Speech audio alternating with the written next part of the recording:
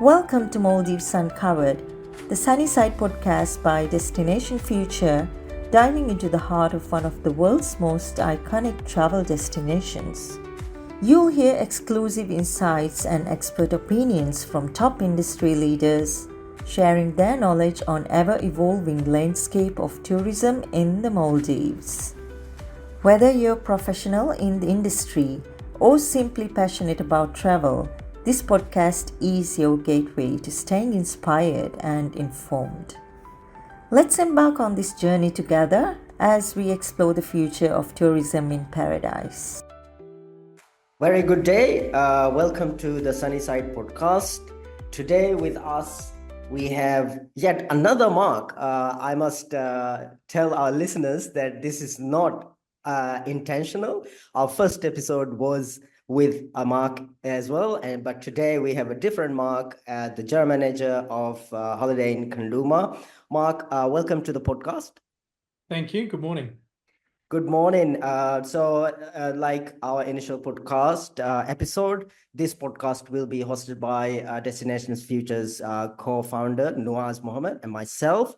And we will go through some questions and try to bring you some insights to the destination and to from a perspective of Mark's property.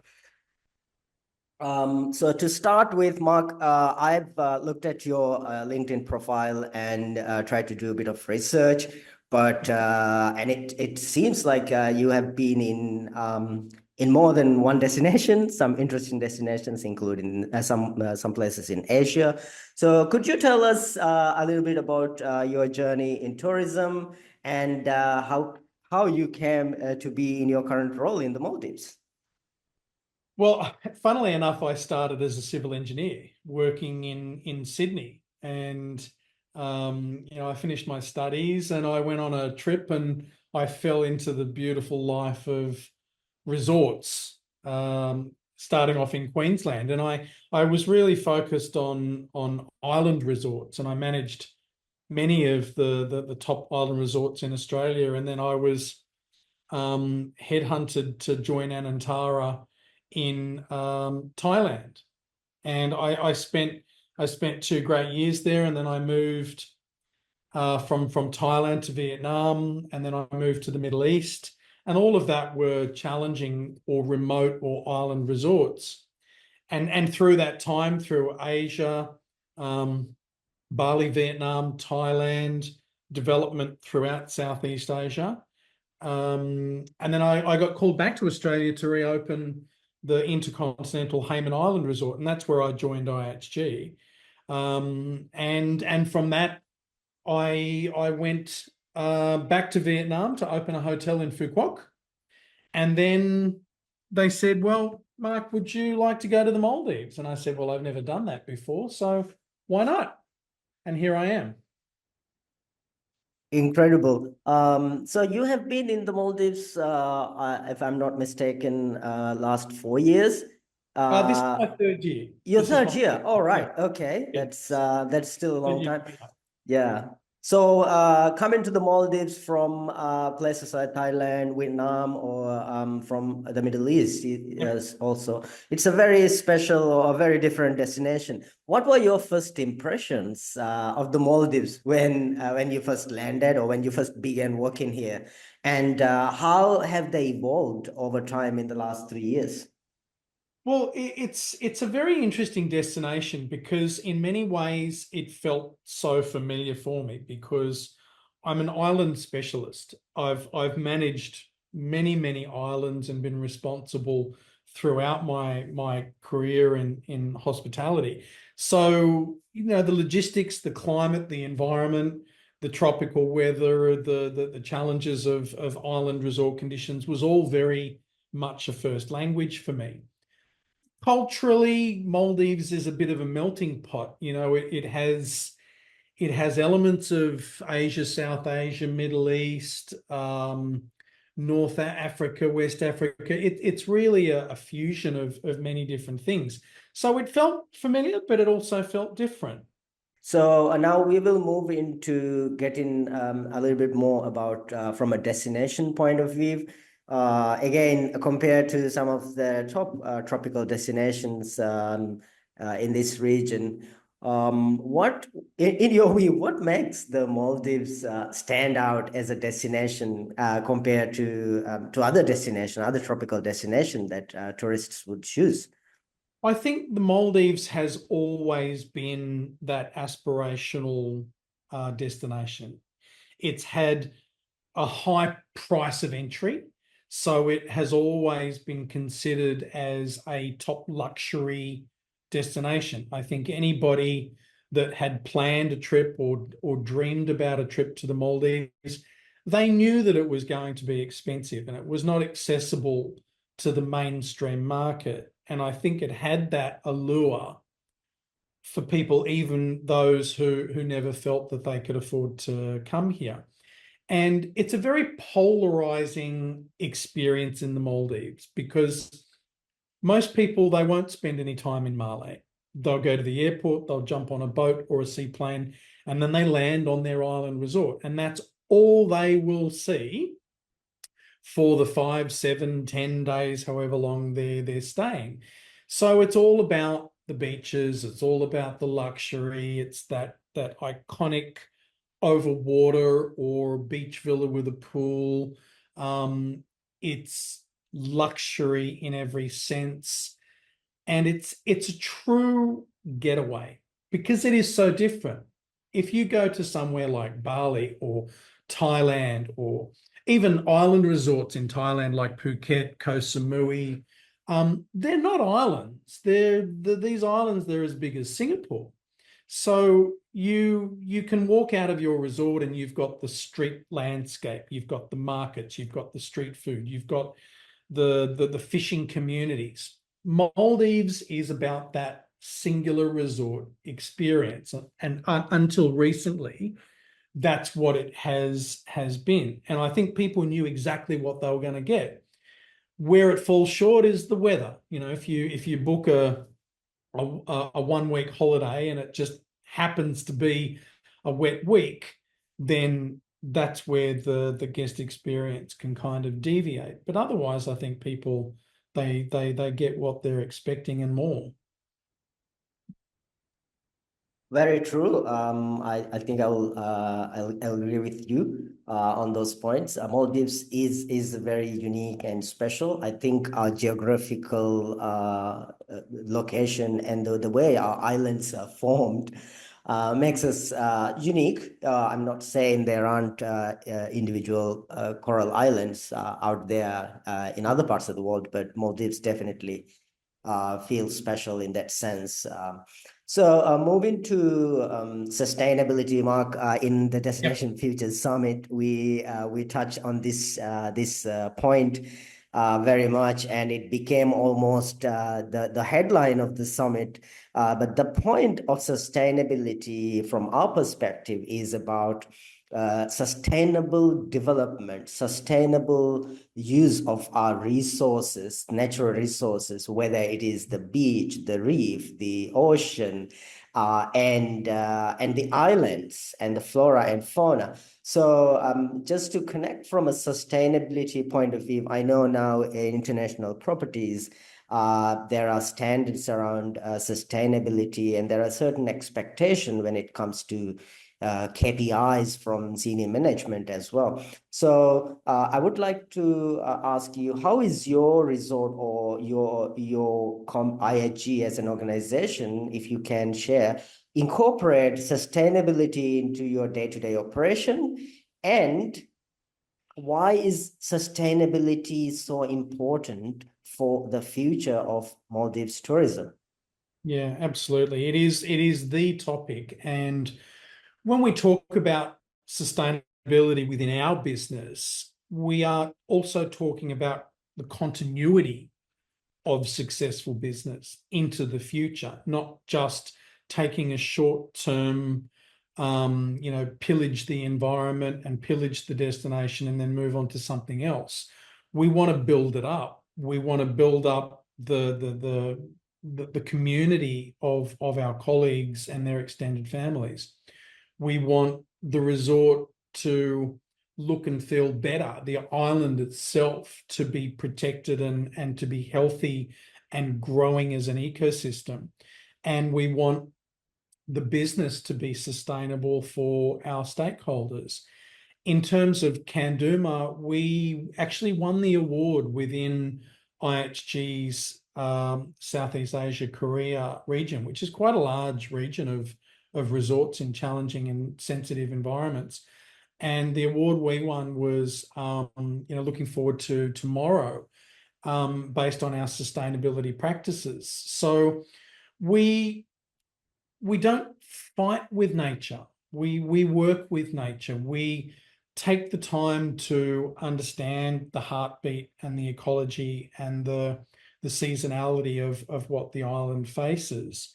We make sure that we are not polluting. We make sure that we are reusing and minimizing the products and the resources, and the island itself to develop as an ecology. I think, you can polish something up to the point where it's sanitized and sterile, and then it won't survive. So we look at the island as a and it is a natural island. It's not a reclaimed island, where the flora and the fauna have been evolving for thousands of years. And we protect that and we showcase that to the guests. So we're not, stripping and raking and polishing everything. We like to put the compost back into the gardens, where the new food compost machines that are the requirement in the Maldives is the right thing to mandate. And we harness that, and we make sure that we reuse that, and any surplus we give to communities in agriculture so that they can fertilize their soils. We're working towards zero green waste leaving from the island, which is actually harder than it seems, because we've got well over 1,000 coconut trees on the island. So you can imagine the waste that comes from that. So we've purchased a wood chipping machine that will turn that into compost that we can then put back into the gardens.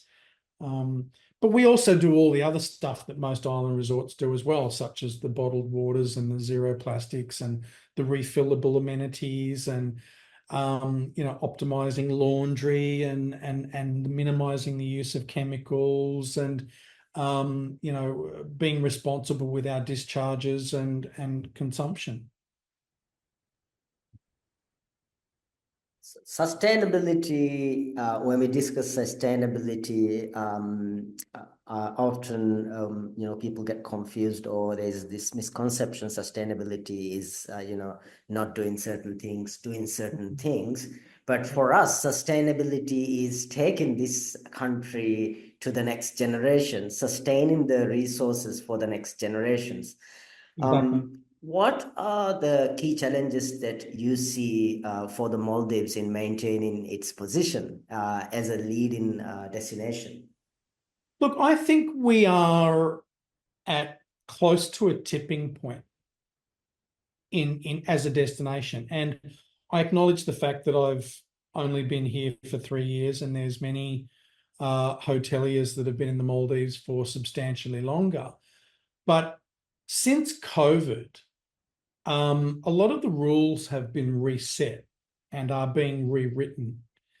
And what was working before COVID, what was possible before COVID, I don't think is the new normal. And I hate using that word, but I think it's really important to differentiate what the Maldives was back then and what it's facing now. And I think with the concept of sustainability, we have to make sure that what makes Maldives special and successful is possible going forward. And if we're honest, and if our stakeholders are having a voice and being listened to by the leaders of the country, then we should be able to work through some of these current problems. Now, we obviously see the challenges with the government and national debt, and I'm sure that's a function of decisions that were made in the past, and I'm sure that the current government is very aware of what these challenges are and putting together good solutions. But you cannot continue to just bleed dry the resort operators to save the national debt crisis, because if it no longer becomes a viable investment for foreign businesses, then there will be a very significant problem in the reputation and the value proposition for the Maldives. And this, I think, is the big problem when we're talking about sustainability in the context of what that word actually means, is that we have to be able to stay in business in order to protect and preserve and to showcase the best of this destination. So I sense some real risk and threat in the current climate.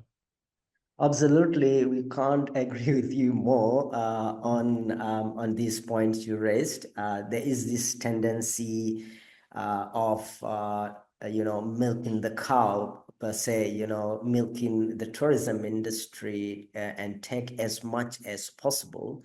Yeah. I mean, this is the largest industry. This is by far the highest GDP contributor. So there is a tendency that, okay, whenever there is a need to raise funds or raise money, the first touch point is, what can we get out of, what more can we get out of the tourists or the tourism industry?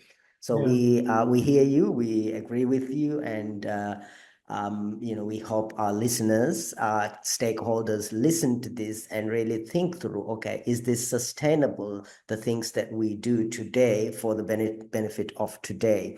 So moving into the next segment of the podcast, my colleague, the co-founder of Destination Future, Nuuas, is with us. So Nuuas will take you through the next segment on marketing and future outlook. Nuuas.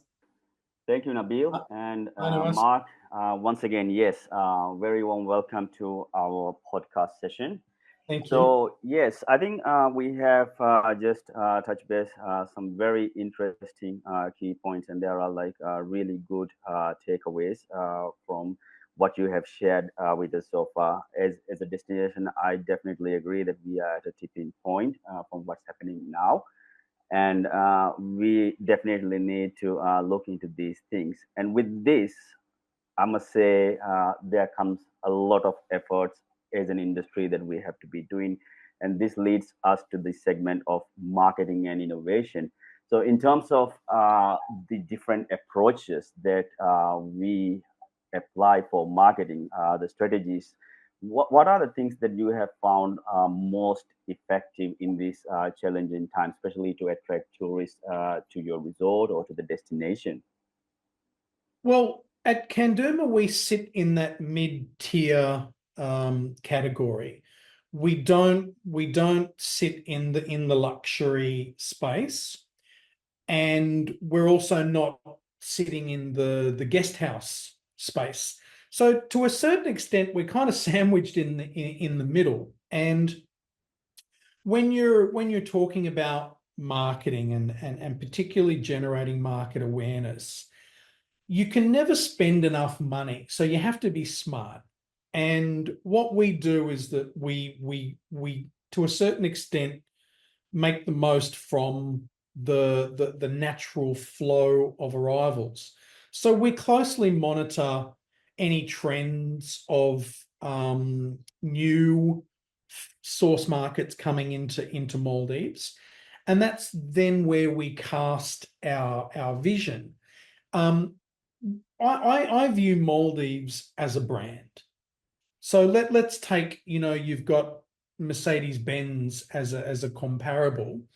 You've got everything from the Maybach S-Class, E-Class, C-Class. You've got to understand what part you fit, but we're still within the brand of Maldives.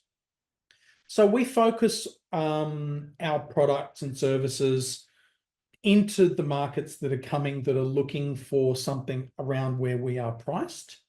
And we're very fortunate in that we're close to the airport. So we're a speedboat ride rather than a seaplane ride.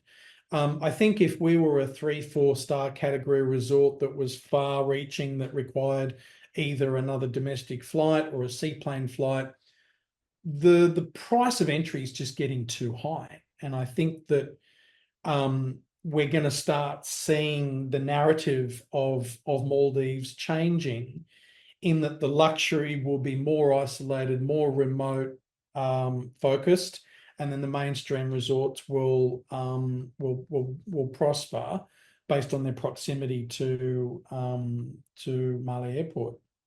Now, coming to different approaches from a marketing perspective, another key point is how the current market is addressing the digital transformation, especially with everyone really getting tech savvy and all these sort of things that is helping the industry. So how has the digital transformation basically impacted your approach on the marketing, and then also in terms of guest engagements? Look, I think we do better than most resorts in terms of the capture of the direct bookings and the digital and the online space. And coming out of Asia and Australia, where digital really is the driver in the destinations, Maldives still is very much a traditional landscape. People book through their travel agent, who then books through a wholesaler or a DMC partner, and they've got those, static contract rates with the resorts. And I would say the destination is probably 75 to 80% of arrivals are coming through those traditional segments. But what we've seen, and I think we're going to continue to see this shift, is in consumer behavior. I mean, the news this year with FTI, with FTI was the biggest wholesale partner in the German-speaking segment, and they went broke.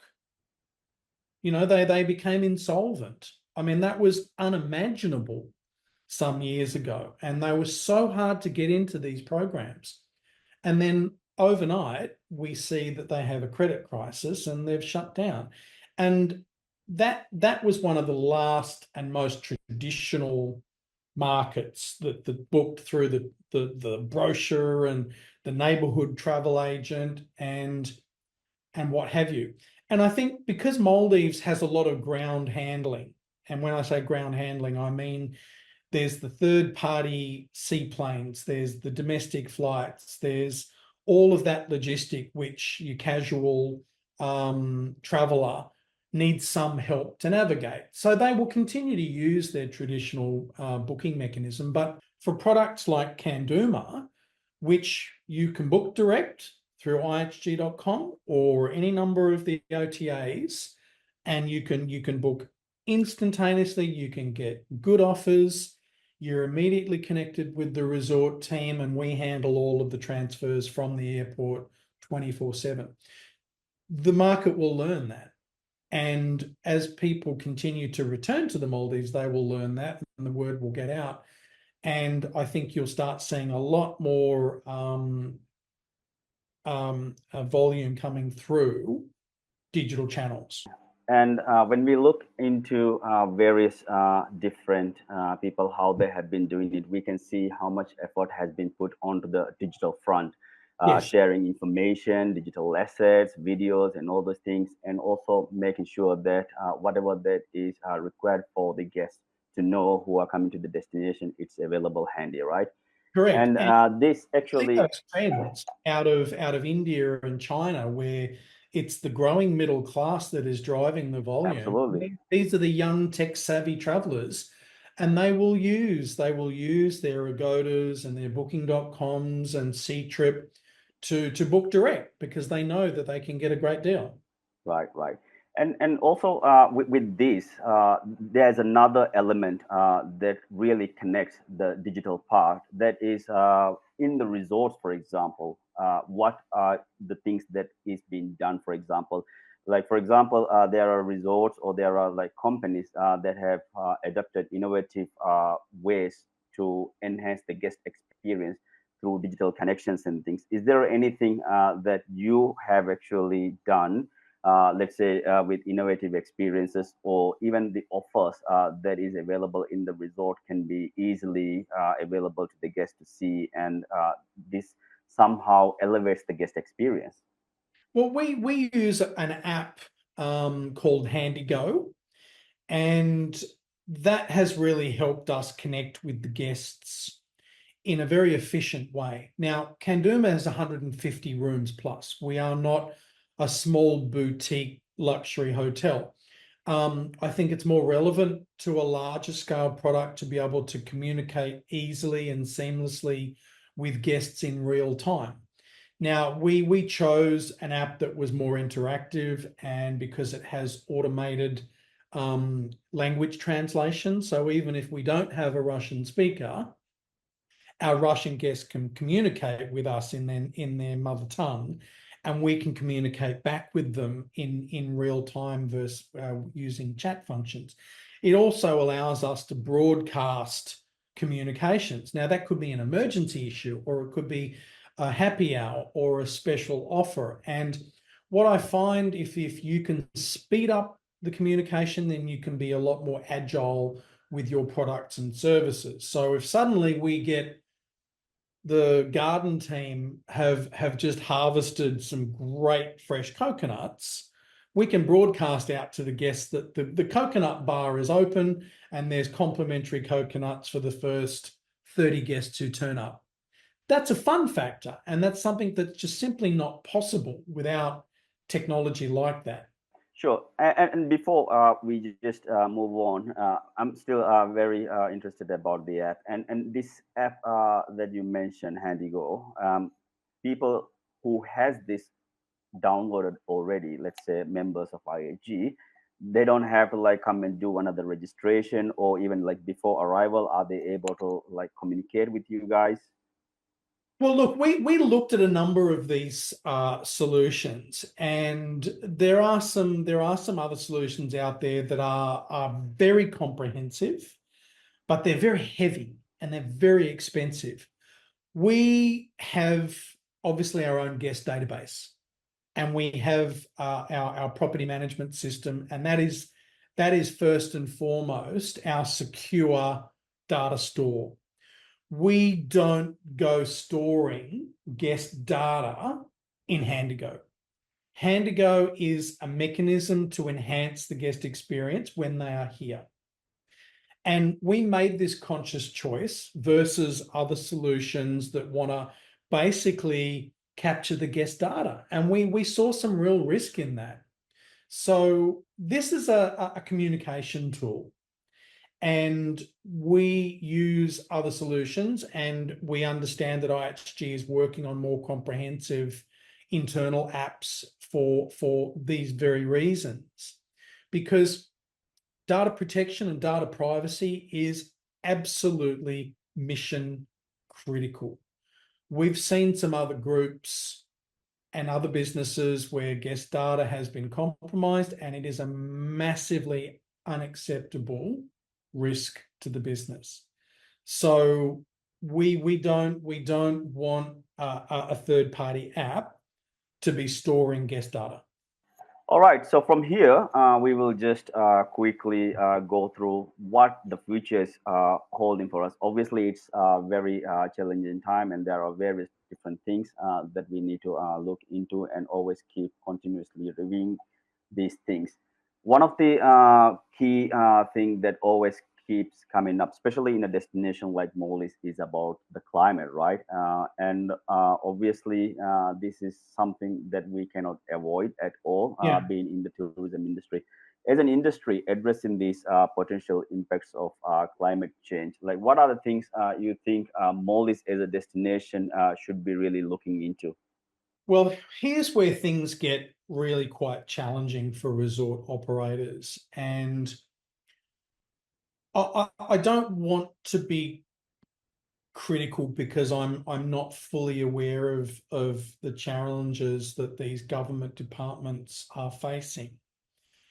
But I think there needs to be a level playing field across the whole country about how we approach climate change. Now, we're such a small footprint.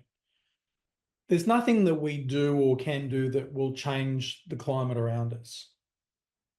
But in any storm, you can adjust your sails. Now, I would say one of the biggest problems that we're facing in the Maldives is erosion control. The government departments that we have to work with, and again, I don't want to embarrass people, but they have to hold local islands and resorts by the same standard.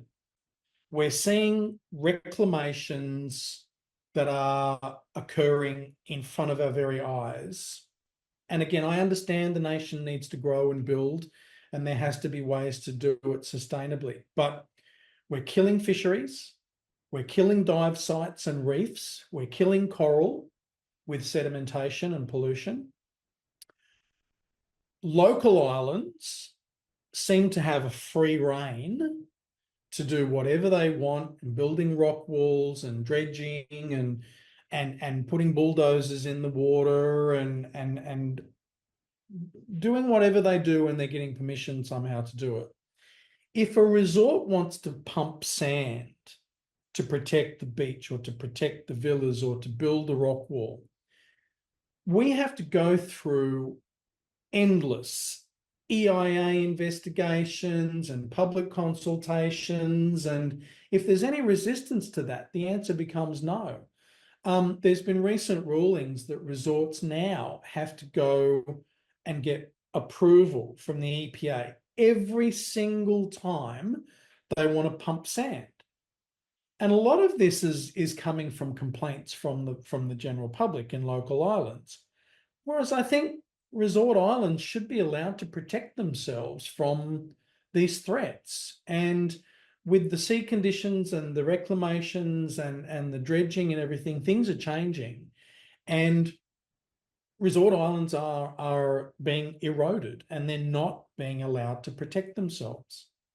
So I think we need transparency, we need a level playing field, and if we want the beauty of the destination to prevail into the future, then we all need to come to the table and agree on some rules that make sense for everybody, including local islands.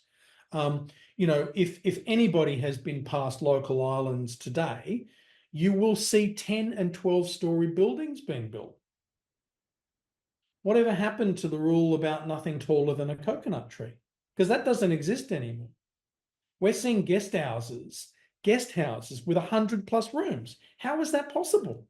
And they're having the unfair market protections now, that they get a lower GST, they get lower green tax, they get lower amounts to pay monthly in conversions, whereas resorts, even the smaller resorts, they're at the point. I would say that some smaller resorts will be looking at closing if all of these rules keep piling on. Right. Mark, I think looking at the question in hand, obviously you have shared a lot of things that is related to the erosion and the challenges that is happening with the buildings and so on. Yeah. So when we are talking about, let's say, the climate change, basically the current challenges that we are having, erosion definitely is one of the big things that everybody is facing a lot of challenges. And I definitely agree with you that as a resort, you should be definitely able to have more flexible ways how to protect your own beach and so on. The other things that really comes to my mind is, for example, with the global warming and the coral bleaching and all those sort of things, do you see challenges to, for example, dive sites that your guests are frequently Yeah. visiting, or the house reef, for example? Is these somehow concerns that can be related to climate change and things that we should be addressing? Look, absolutely. I mean, we've just seen a very significant bleaching episode 6 months ago, where looking out amongst our reef systems, you could see these glowing white pieces of coral, and that happened in the space of a few weeks. And that's a function of the UV intensity and the sea temperatures, and the health of the coral. But sedimentation is one of the factors, is that the reef systems are already distressed. Now, if we're going to do our part to combat climate change, we do need to look at emissions. We need to look at pollution. We need to look at, the big factor in the Maldives is power generation. And every resort can do everything possible around plastics and bottling water, etc. But we all run off diesel power generators because the guests expect restaurants and bars and lighting and air conditioning, which all is very, very power hungry. There needs to be a national solution on green energy production. We need to all jump in together and make solar more affordable. We need to be experimenting with other technologies like wave and wind and tidal energy where it makes sense and where it's possible. We can't just keep burning diesel to run the country, because that's not doing our part. But there is no other accessible solutions, and I think this is where the government has to step up and say, right, we will be the organizer. We will create national schemes where zero interest loans are available to go solar. We will clear the way to put floating solar farms where a national grid becomes possible. But everybody's doing their own thing. And if we work collectively, then I think we'll get better solutions. Right. Thank you, Mark. Definitely, these are some very interesting points, especially about the clean energy and making these available at a national level, or have plans do something that benefits everyone. This can definitely include the local islands as well, not necessarily on the resort itself.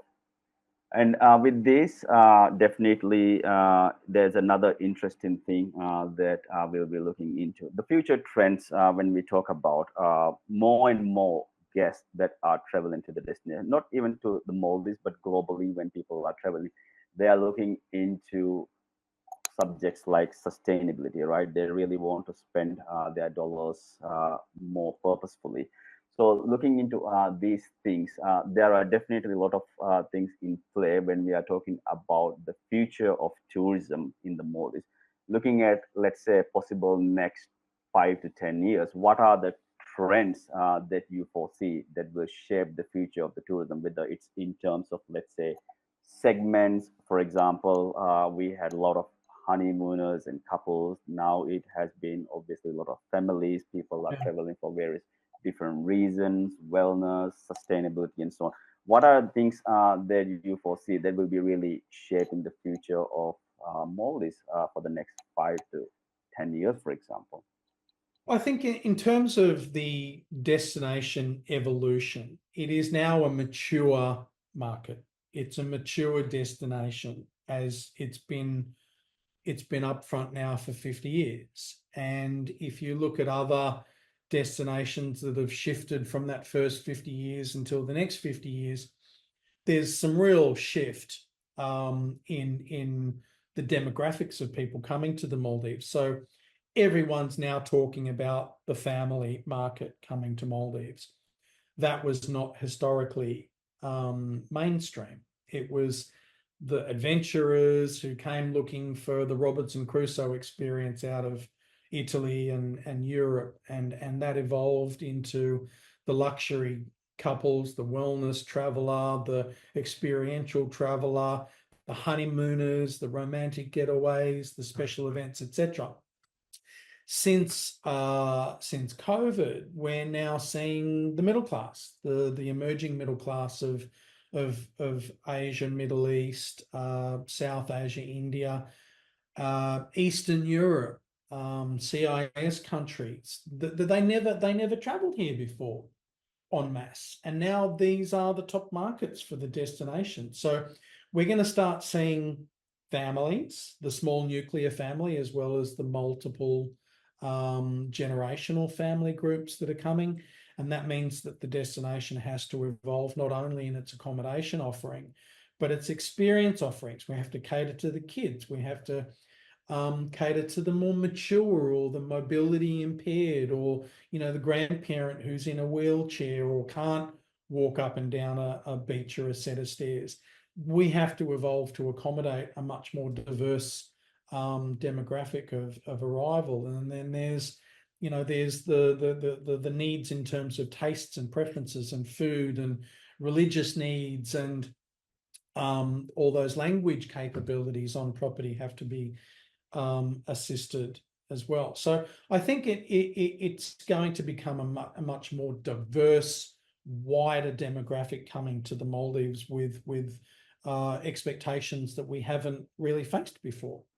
Looking at the current market trends itself, these are some of the things that we have been observing already. I think looking at families, for example, more and more families traveling to the Maldives. There are people who are really focusing onto these segments. Also, a lot of celebrations happening. It could be like wedding ceremonies or even birthday celebrations, small group of friends traveling together. Do you see these things happening at Kandooma? Absolutely. All of that and more.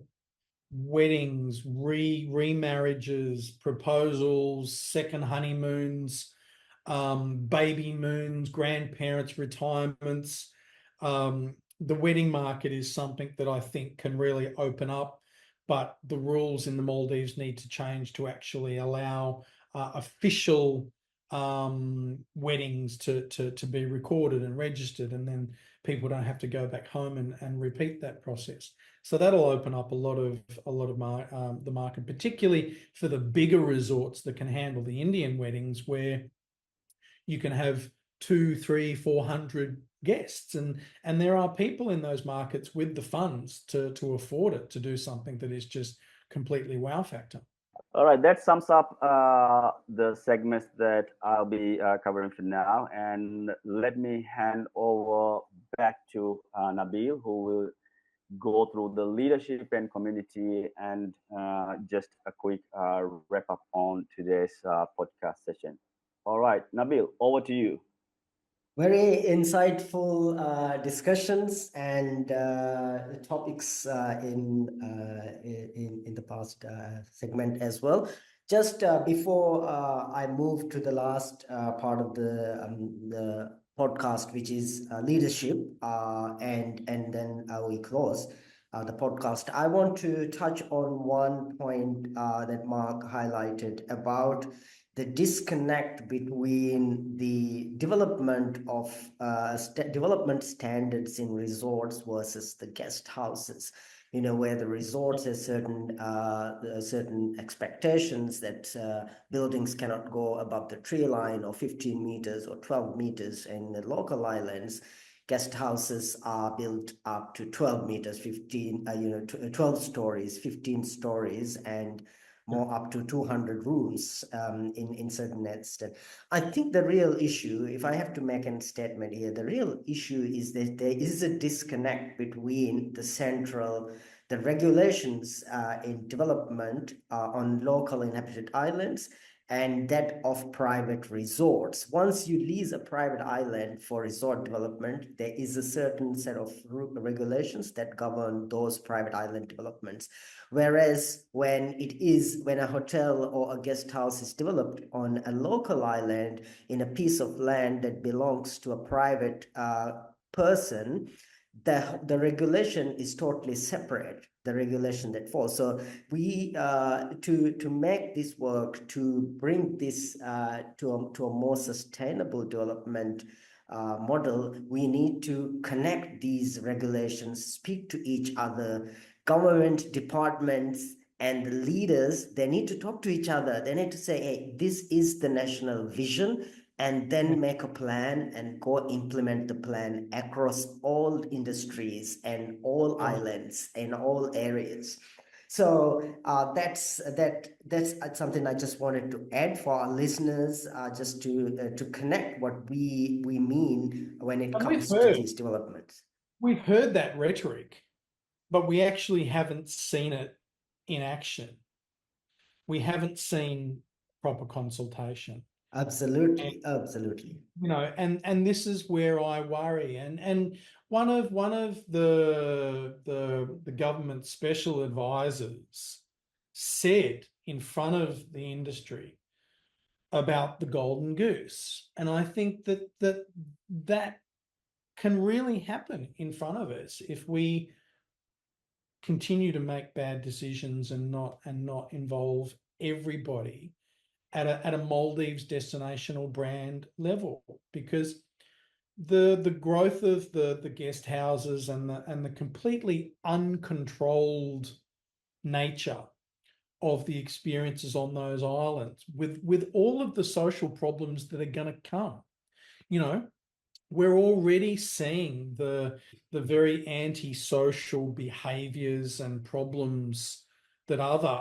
destinations are facing coming into these local islands. And it's going to get worse. And then people will start, you know, thinking poorly of the Maldives. They won't differentiate because they'll see these images online, and then it won't add up or correlate to their vision, their aspirational vision for the destination. And then they'll think, oh my God, it's gone. And, you know, you can look at what's happening in Bali as an example of what is facing in the future of the Maldives if we don't get things right from this point on. I think this is a good point to change the course on leadership. I think, you know, all this thing falls under the leadership, right? If whether it is the tourism advisors to the presidents and the politicians, or the president whoever is elected every 5 years, those leaders need to stand up for their vision, for the destination, for the nation, for the country, right? So I think in hospitality, we learn a lot about leadership. So I will just move to the next topic. Mark, in your experience, what leadership lessons you have learned that could benefit the others in the tourism industry? Well, if I start from I guess a personal, you know, mantra, as an island GM, and I've pretty much always been an island operator and a GM, I approach my responsibility as it's my lifestyle. I live here. This is my home. This is my responsibility. It's not a job. And if you look at the success versus failure of island GMs, they're usually failing. If they fail, they are usually failing because of what happens after hours, not necessarily about their approach to their work.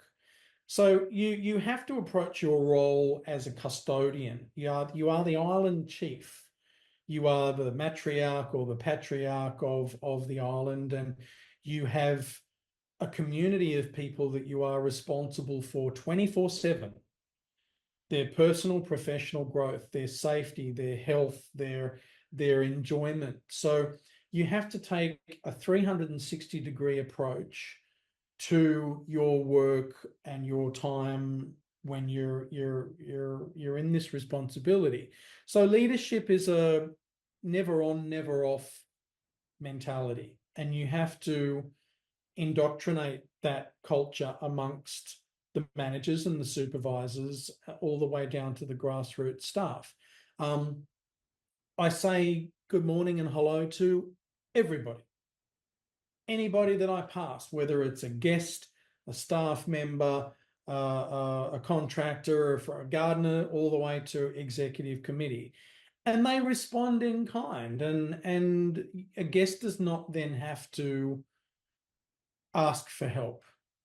It's always there. A guest will always get a morning, a welcome, whether it's the Bangladeshi gardener who really doesn't speak any other language other than hello, good morning, etc. So leadership is an ever-present approach, and if you lead through culture, then you'll have a successful outcome. And I think when we talk about community and leadership, as an expat, I have a privileged position, but I never take that for granted. My first responsibility is to develop local talent. And having worked in a country like Thailand, and I can see also this happening in Vietnam, is that if as an expat, as a foreigner, it's getting very difficult to get a job as a GM in Thailand now. The localization of the workforce has been really going, and you've got some great talent there that have been developed by international operators that are now stepping in as GM. And I've got a bunch of people that I've mentored and developed in other countries that are all now stepping into roles. And we just had the fabulous good news story here from Kandooma that we have been developing a great local leader, Shahid Hussain, who has now taken over one of our IHG's newest resorts as the Vignette Noku. And he's just heading up there this week as the new GM, and he's a local. And that makes me incredibly proud. Ultimately I'll do myself out of a job, but I'm okay with that because that's my responsibility. And people see that. The community sees that, the staff sees that. And, I want everybody to want my job. What advice would you give to the aspiring leaders, even the young people in the Maldives who are looking to join or who have made a decision whether this is a good industry or not to join? Be authentic. Be yourself. Focus on continuous improvement, not perfection, because perfection is just impossible. Be open, be honest, be teachable, whether it's from your staff or your management, and enjoy what you do. Find a way to bring joy to others and to yourself in doing what you do, and you'll naturally be good at it and naturally be successful. We are getting closer to the last part of the podcast. So in closing, we'll make it fun. So I would like to ask, is there any particular memorable moment or experience in the last 3 years that you have had while in Kandooma or interacting with others? Again, I've been very fortunate to have traveled to some of our beautiful hotels, and in each of those times I've had amazing service experiences, and I wish I could name them all, but Gili Lankan Fushi was just such a breathtaking, life-changing experience. Intercontinental Mama was just such a wow factor, luxury. Six Senses Kanahora, Como Kokua, Como Malifushi. There's a few more that I want to get to, and I'm sure I'll get there. But if I bring it close to home at Kandooma, I'm a scuba diver, so I've come face to face with an oceanic manta that came up to me on a dive because it was trapped in a ghost net.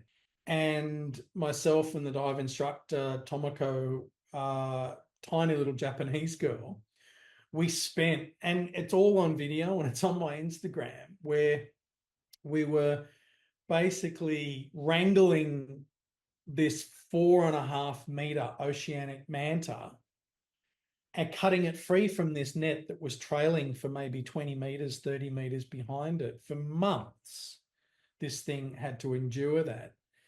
And we cut it free, and we got it on video in such a way that we could share that video with the Manta Trust. And they searched through from the patterns of the spots on the belly that this was an undocumented animal and had never been recorded before. And we got to name it. So we called it Kandooma. So there's this huge oceanic manta ray swimming out there somewhere in the Indian Ocean called Kandooma. And again, just at the end of a dive behind Kandooma, I came face to face with a 4-meter great hammerhead. It really came like within 2 meters of me, face to face, had a look at me, and then swam by. I mean, life-changing, breathtaking experiences. And these are things that anybody can experience in the Maldives if they just jump into these amazing environments and, you know, harmonize with the rhythm of the spirit of the place. All of this will just happen with you and around you.